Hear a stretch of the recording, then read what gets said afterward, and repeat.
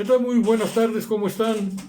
Pues hoy voy a compartir con ustedes en mi video columna Sociedades de Pensamiento el tema sobre AMLO apoya consulta popular sobre reforma judicial, que los ministros de la Suprema Corte de Justicia de la Nación pues sean electos por el voto popular, además de que existe en estos momentos una crisis que ojalá no explote entre poderes, el legislativo y el judicial. Decía Rosa Luxemburgo en su momento, Luxemburgo, la justicia de las clases burguesas fue nuevamente como una red que permitió escapar a los tiburones voraces, atrapando únicamente a las pequeñas sardinas. Decimos que el presidente ha respaldado la propuesta que salió de la Cámara de Diputados, de realizar una consulta popular sobre una posible reforma al Poder Judicial con el fin de que ministros de la Suprema Corte de Justicia de la Nación sean electos por el voto popular. López Obrador aclaró que se debe revisar el procedimiento legal y si la ley lo permite, él apoyará la consulta popular. Dice que ayuda lo de la consulta, nada más que hay que ver el procedimiento legal, porque al parecer no se pueden llevar a cabo consultas cuando inician los procesos electorales. Si hay tiempo, entonces aclara, si hay tiempo y está permitido por la ley, sería bueno. Hay pruebas, dice el presidente, de que el Poder Judicial está podrido, no imparte justicia en beneficio del pueblo, solo para delincuentes o delincuencia organizada y de cuello blanco. AMLO por ello se lanzó contra un juez que ordenó la liberación de Héctor El Güero Palma, uno de los fundadores del cártel de Sinaloa, en 3 horas. Pues en su opinión es algo nunca visto. Ya antes había criticado la conducta de jueces y ministros por la liberación de otros peligrosos delincuentes, y el hecho de que un juez haya descongelado cuentas millonarias en favor de la esposa de Genaro García Luna, una vez que éste fuera declarado culpable por una corte en los Estados Unidos por delitos relacionados precisamente con delincuencia organizada. Y ahora se presenta un conflicto o crisis política entre poderes, cuando el senador Alejandro Armenta, presidente de la mesa directiva de la Cámara de Diputados, de la Cámara de Senadores, denuncia públicamente a la presidenta de la Suprema Corte de Justicia de la Nación, la señora Norma Piña, por supuestas amenazas en contra de su familia y persona, por el hecho de estar apoyando la reforma del Poder Judicial. Hay que establecer que la Constitución en su artículo 39 dice que la soberanía nacional radice esencial y originariamente en el pueblo. Todo poder público emana del pueblo y se instituye en beneficio de este. El pueblo tiene en todo tiempo el inalienable derecho de alterar o modificar la forma de su gobierno.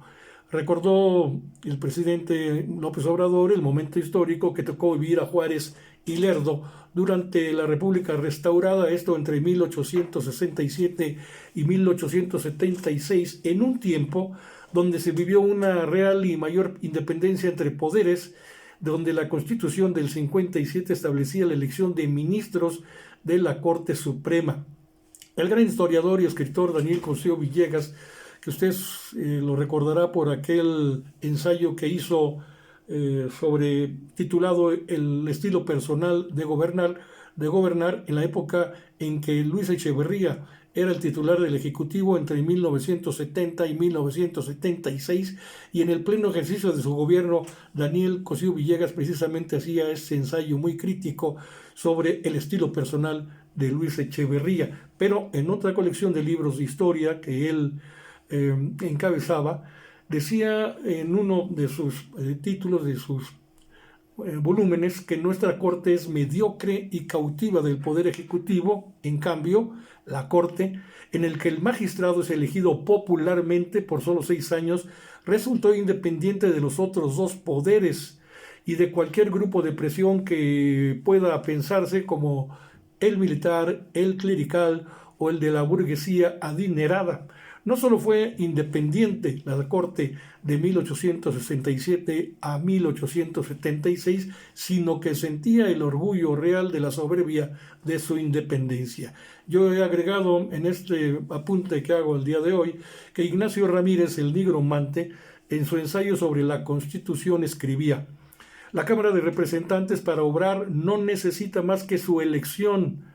Es decir, la Cámara de Representantes es el Poder Legislativo, mientras que el Ejecutivo, y lo mismo decimos del Poder Judicial, además de la elección, tienen que esperar las resoluciones legales que están encomendadas de aplicar, sea por la Carta Fundamental o sea por disposiciones comunes. Existe, por lo mismo, una jerarquía natural e inhabitable en los tres poderes gubernativos. El que legisla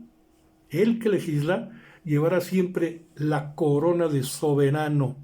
Y en su escrito sobre la Suprema Corte del nigromante manifestaba que la Corte es un verdadero jurado. Nadie lo niega. Se compone de varios ciudadanos escogidos entre el pueblo, por el pueblo mismo, por voto popular. Algunos, en circunstancias anormales, se han dejado asignar por el gobierno y han consumado su flaqueza sometiendo su voto a las inspiraciones ministeriales. La Corte, elegida con arreglo a la Constitución, no se compone de jurisperitos, sus fallos no tienen valor sino por el voto colectivo, es decir, un cuerpo colegiado. Nuestra Biblia política es la Constitución, decía el nigromante, y pudiera ser sometida a cualquier corte. Si el intérprete pudiera ser sometido a cualquier fiscalización que no sea la de la opinión pública, otra vez el pueblo, la opinión pública, sus superiores serían entonces otros jueces o bien otras leyes.